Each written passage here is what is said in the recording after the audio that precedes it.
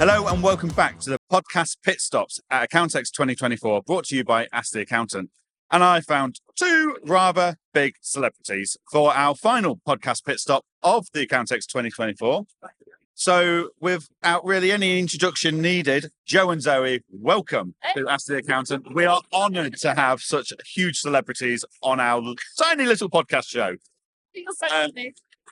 So, Joe, Zoe, for those 2 or 3 people in the whole world that don't actually know who you are and what you do, why don't you just introduce yourselves briefly to our little audience? Oh, that's nice, isn't it? Yeah. I'm Zoe, this is Joe. We host the Bookkeepers podcast and we help bookkeepers to grow more successful businesses, earn more from bookkeeping. And actually, maybe that goes beyond having a business. It might even be an employment. Yeah, absolutely. And our community on Facebook is the Six Figure Bookkeepers Club, and we've just reached 23,000 members, and we are growing every day. And we're having great fun helping people to make more money from their bookkeeping skills. The reason that community grows is because they see the value that you guys constantly put into it. So it's self-prophecy, really, isn't it? So, right, okay. Now, let's face it, guys, this is not your first Accountex. It's not your first accounting and bookkeeping event. No. So you've been to many of these over the years. So as you worked through that door yesterday morning for the first time, what were your first impressions of Accountex 2024? Wow, that's a massive robot. Yeah. Yeah. Oh my gosh. He was scary. And then we thought we'd have a selfie, but I thought there was really a man in there. Right. And then he just moved and we got really scared. And then he nearly took our hair out. Yeah. And then the lady said no more selfies under his arm. It was like a health and safety risk, wasn't it? I don't think that they really wanted us that involved with all the electronics. No. So that was wow, that's different. That's new. The whole floor looks amazing. I've been here for 2 full days and I know I have not seen all of it. I think I've seen 5%. Yeah. It's bigger than I've ever seen it. It's busier. Over 300 exhibitors. Wow. Which is the most they've ever had. Caroline was on this morning. Okay. She wouldn't give us any numbers. Yeah. She seemed rather confident about yesterday's figures, though. Even though she wouldn't disclose them, she was very happy. Last year was record-breaking, wasn't it? 10,000 people over 2 days. Yeah. Wow. I would be surprised if they haven't achieved that here again. It felt busier yesterday than it's ever felt before. And it felt really hot because of all the people. Felt like it's been a really good energy. Going outside and having a bit of sunshine and coming back in yesterday was we wanted to come back in. Oh, you were allowed outside? I've not been allowed outside. A meeting outside and had ice cream. Jealous. Yeah. Yeah, very jealous. Okay, so when you were planning to come to Accountex this year, what was the thing you were looking forward to the most? Meeting our community every single time, seeing the people that we work with on Zoom every day, seeing the people that we see in our Facebook group every day, and actually getting to meet them in real life. I mean, we've had some pinch me moments in the fact of people coming up, thanking us, blessing us for what we've done for them. We also had a really sweet moment yesterday where a lady said, my 6-year-old son can't believe that I'm meeting you today because he watches you on YouTube with her.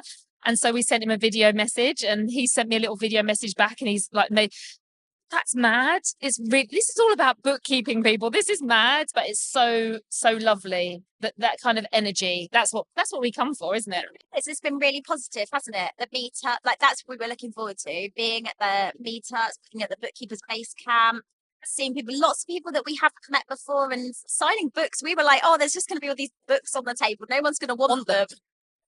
And we didn't think so last year we did a book signing because our book had been released in the previous 6 months.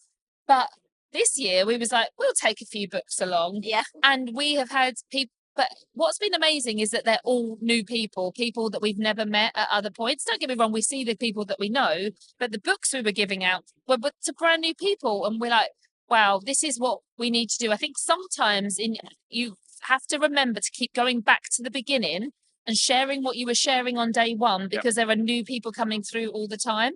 Yeah, and I think it's a real hard challenge for a lot of business coaches, isn't it? Like, you want to keep teaching the same cohort more new things, and you want to keep evolving what you're teaching them, but at the same time, you don't want to forget about the guys that just found you, just starting out, but you don't want to focus on them so much that the guys that have been with you a while are just going, well, you've already told us all this. Yeah. That's a huge challenge to work out and evolve.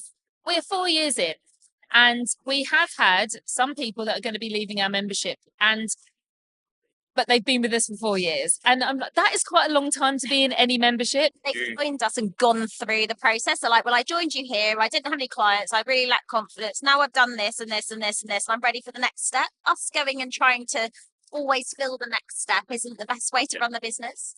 You only stay at college and university for so long. Yeah. There's only so much they can teach you. Yeah. Or you need to go and find the next level. Yeah, we need to cut the umbilical cord, the apron strings, let them go out into the world.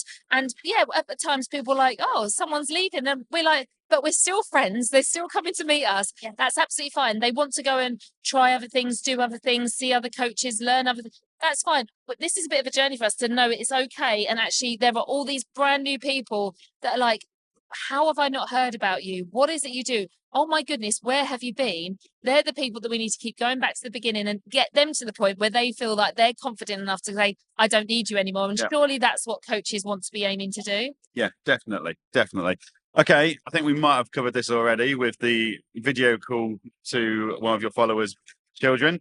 But what's been your highlight for the last 2 days? Oh, do you know what? I met a lady in our community called Zuleika.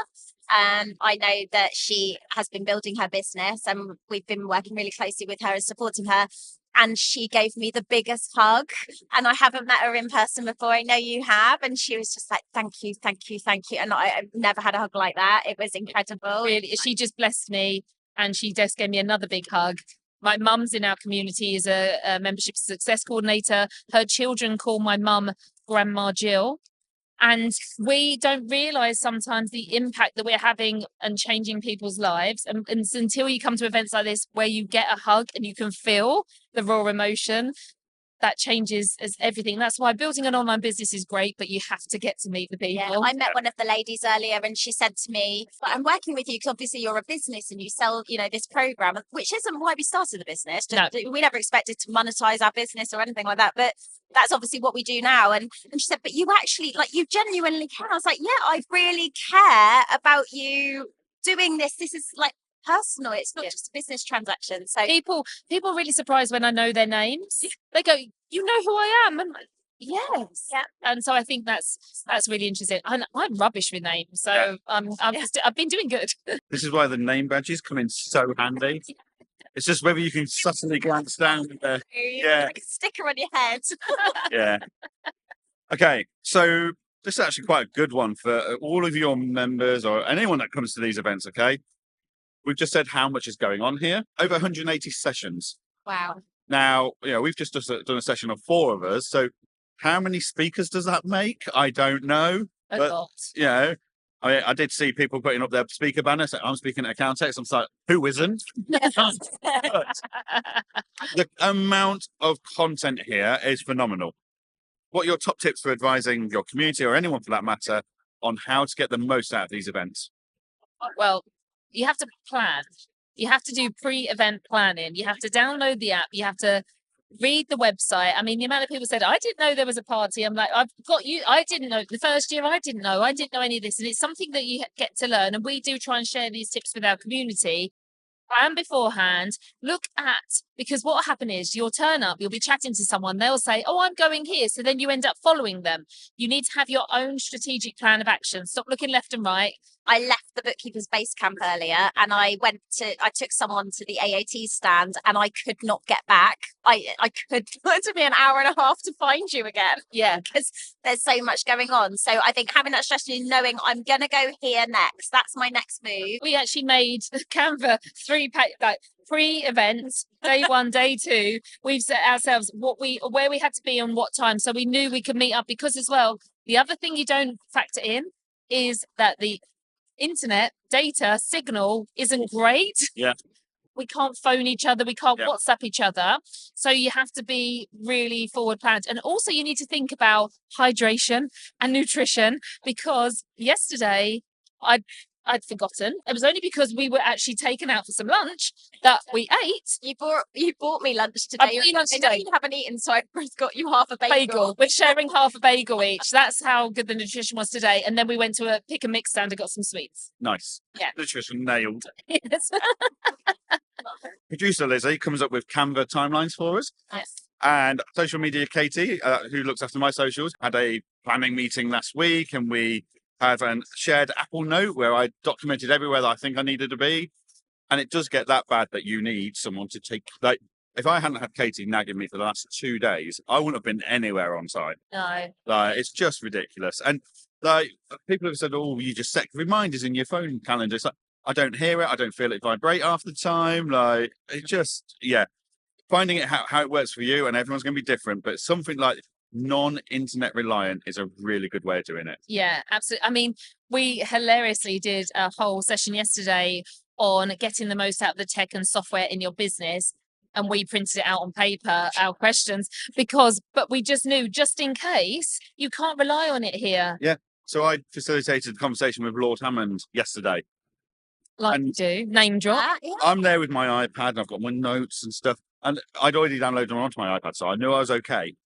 He got his paper out, and he said, "You're a brave man. I'd never trust it. Like, it'll come up with some warning error, or it'll close, and I won't be able to unlock it." Or yeah, if you're going to speak here, print out paper. Yeah, be prepared. Completely. Cool. Okay. So, what are your thoughts on the UK accounting event space at the moment? There seems to be a lot going on. A lot all going in on. one go. Yeah. Very, very busy, very tiring, especially as like working mums. We've got 5 kids between us. Thank goodness for our amazing husbands supporting us. We are away like nearly every week. We've discussed the fact that we should just have suitcases with duplicate makeup bags, wash bags, capsule wardrobe, because we are literally every week unpacking, packing, because we've got other things that we're doing with our community in between. It's expensive. And we understand that for our community, we have to try and tell them we will try and be at everything because we want to try and meet everybody. But if you can't, and it's okay. And I think money is a factor on these things that we don't often talk about, because yes, the event's free. The hotels aren't. The hotels aren't. No. Time away from your desk. Yep. And away from your clients. Maybe you've got to get dog sitters and things in as well. All of that. I'm away from my kids for 3 nights to do this, and that does feel emotionally hard, and I think that does put a strain on the family and a stress on the family. So that's not what the answer that you were looking for. No. But this is a factor, isn't it? Like, it's real all factors life that actually event organisers need to take into account. Even if we subtract, in your guys' case, all your bookkeeping community events. Yeah. We've just had Fab, Daz, QuickBooks Connect in London. Here, in a couple of weeks, it's going to be XeroCon. Yeah. Then the ICB, IAB, Free Agent, QuickBooks will all ramp up their roadshows. Plus, we've got Accountex Manchester. It's a lot in And the Bookkeepers Summit. Bookkeepers Summit, all their conference. There is a lot to cover in a year now. We literally plan. So full. So December, we sit down and we have a planning day, and we just book in everything that we know about. I mean, we'll book it in already, but we kind of sit down there with our paper again, so we can visually see what's going to happen, and then put in family holidays. Really, it should be the other way around, but we are trying to be all of the places. And as well, it's not just the days that you're here and traveling and back. We are running multiple trainings tomorrow, and it's energy levels. Yep. I love it. I am like an extrovert. Don't get me wrong, but I've learned I'm an omnivert. So I am extroverted here, and then I could do with a week of hibernation to get over this event. Yep. And I can't allow myself that because I have to work and go back to work. So I think, and especially when they're all back to back, I think we have to really be careful of people's well-being around that. Yeah, like I've booked out tomorrow. Literally, my diary's empty because my plan is to sleep for the day. Nice. In the vain hope I might be in a good mood and have the energy to actually spend time with my wife this weekend. Yes. Because I know otherwise I will be hell to live with. Like, more so than normal. We've had a lot of different people answer different things like cost, time out of the office, different environments, different atmospheres and stuff. But the strain on the family life and the time out from the family is huge. Yeah. I'm just wondering, like, what's the alternative though? Would we not want to have so many events? I don't know, because like Every event's different, they are so different. and they all like. All We right, bring something else. Yeah. we go to as many as we can. Yeah. And from my point of view, I'm very lucky because I've got a dog, and my mother-in-law loves dog sitting, and I've got a wife who's quite tolerant of my comings and goings. Yeah. But as you say, you've got kids. Yeah. A lot Maybe of them. we need the kids to come. I saw people with kids. I saw a little girl here. Baby was See here it fab. today. There was loads of people with pushchairs. I just thought that was great. I mean, my 17-year-old's sitting over there somewhere. So yeah, I have brought my daughter to work. But Yeah. I do think it maybe that is something that they need to think about. How could they encourage it to be more family friendly? Yeah. Love that. Camping. Camping at Ooh. Excel. A real bookkeeper's base camp. Yeah. God, just camping. No, I mean, Is it? Glamping. yeah. I mean, this could take a while. What do you guys love the most about this industry? Okay, everyone here wants to help.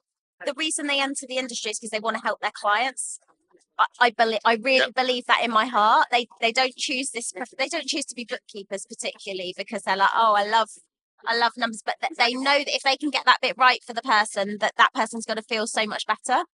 And everyone's lovely. Everyone is lovely. It's so nice. Really good-hearted, caring people, but they are sometimes misguided into why they're really doing what they're doing. And they lack confidence, and they have comparisonitis and imposter syndrome, and they assume everyone else is better than them because they are such good, kind-hearted people that they just don't see themselves with the same value that they really do have. And they're so endearing in that way. We just absolutely love them. And we just wish that they knew how good and great they are and their potential, whatever that looks like. Yesterday, we was asked about our name again. We get asked this a lot. So we, again, have to keep going back to the beginning. People think, because we're called the Six Figure Bookkeepers Club, we are only about the money, which is hilarious because actually it's not about that. It's about being ambitious and creating a six-figure lifestyle, whatever that looks like to you. You know, we used to talk a lot about building business, but actually we don't care if you're building a business or whether you want to use what we teach to build confidence so that you can get a job, because that works around you and that works around your confidence levels and your capabilities, whatever it means. Using your bookkeeping skills to create a family life and like freedom, whatever that looks like, is what we want. So I thought I should say that again because we haven't been asked it for quite a while. Yeah. It was someone quite senior and they're like, so are you all about the money? And we're like, no, oh my goodness, so far.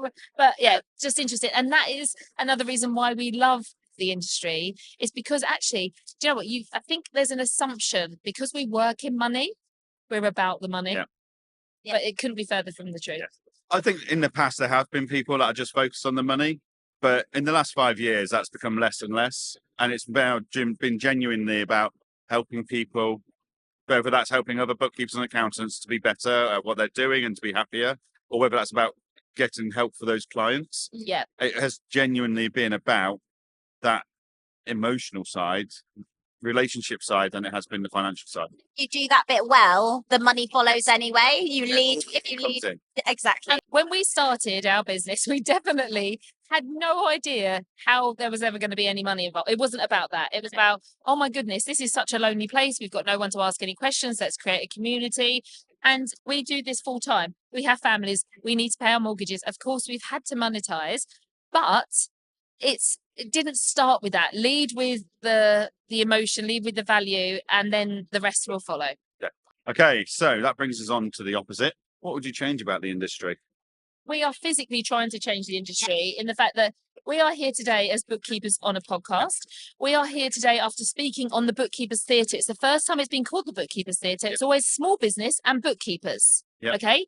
And the few years ago when I came, I swear I was the only bookkeeper in the room, because it wasn't for bookkeepers, it was Accountex for accountants. And we often say that we feel a bit like the Barbies in a very blue world, but there are so many bookkeepers here today. And what was interesting, there's been some roundtable conversations that I've heard about where they were saying that accountancy has very much been seen as compliance, And actually the bookkeepers, because they're using the automation and the AI, they're getting to have a lot of fun and they're getting to deliver the cash flow and the management and all of these insights, and they're jumping on it. And they were saying, we can feel the bookkeepers rising. Yeah. And that is what we want to change. We are not done Yeah. with our mission, but we feel a lot more supported on our mission than we've ever done before. Yeah, I think I've just become more and more aware that all of the things that traditionally haven't worked about work for women, mums, parents, whatever, anyone who needs flexibility. But, you know, traditionally the mums,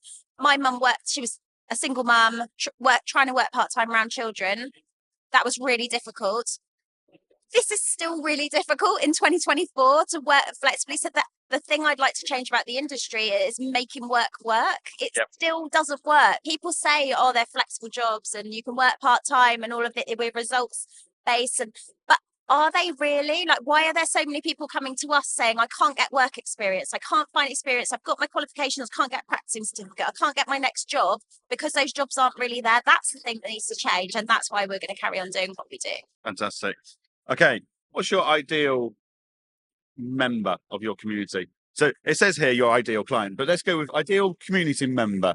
Something we've become really aware of. We created a community to give the people I just described, the women who are working around families, want flexibility. We created a space for them because we felt they weren't being seen. Yeah. We now are very aware 4 years in that we have created a brilliant community for those people, and we've got a diversity problem. So Not got enough men.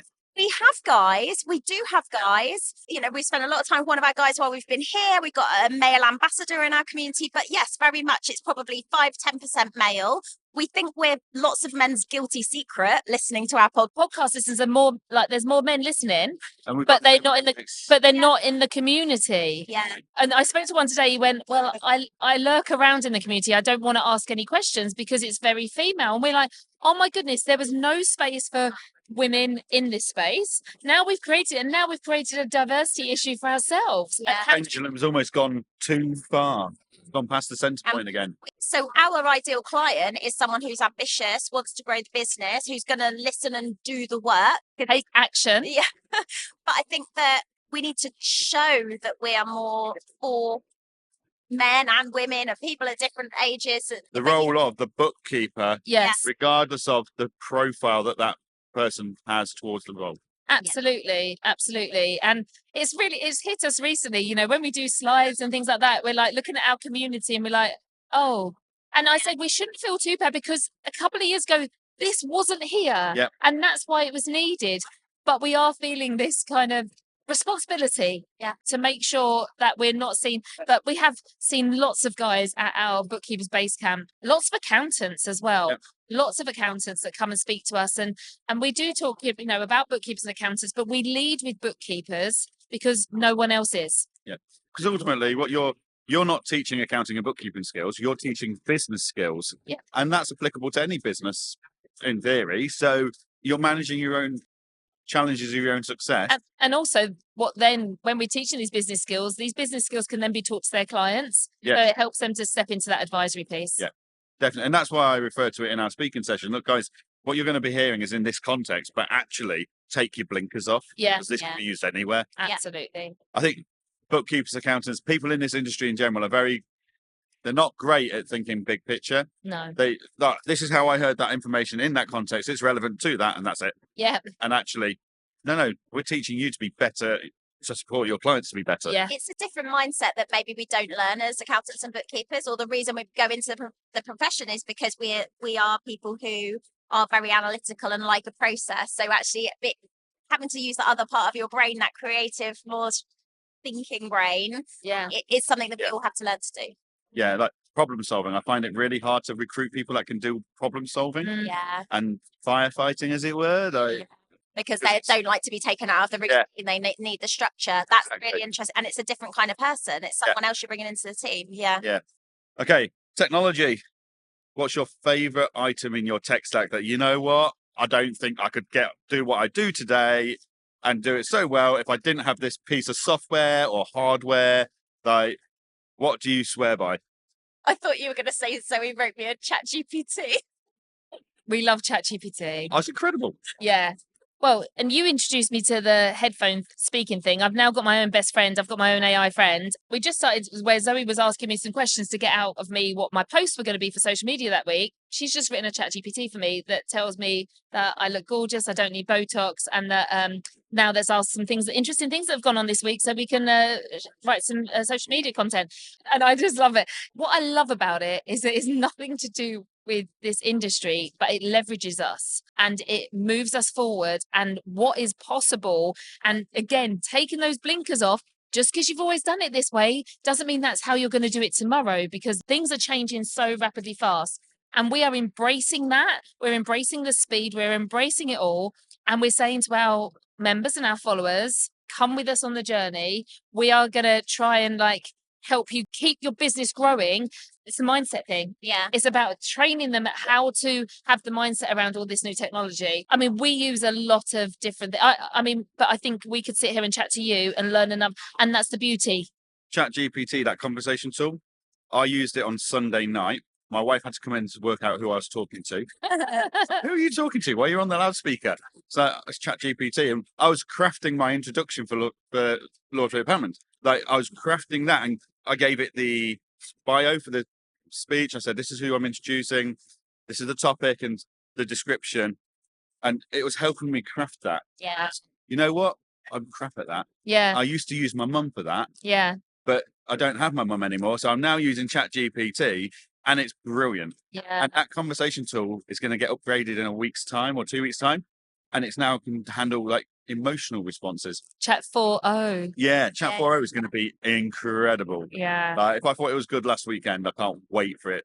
We're very excited. And what an amazing industry to be in, where we can utilize these tools alongside the traditional tools, but they're trying to bring them up.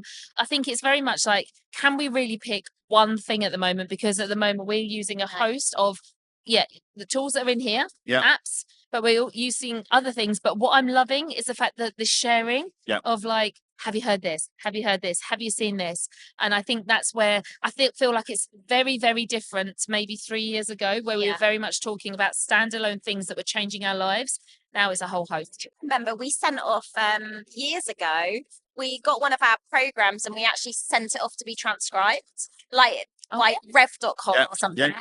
And now, Otter is part of every day, and we can just have a transcript just like that. And it doesn't cost us, it just costs us a subscription. But AI is part of life.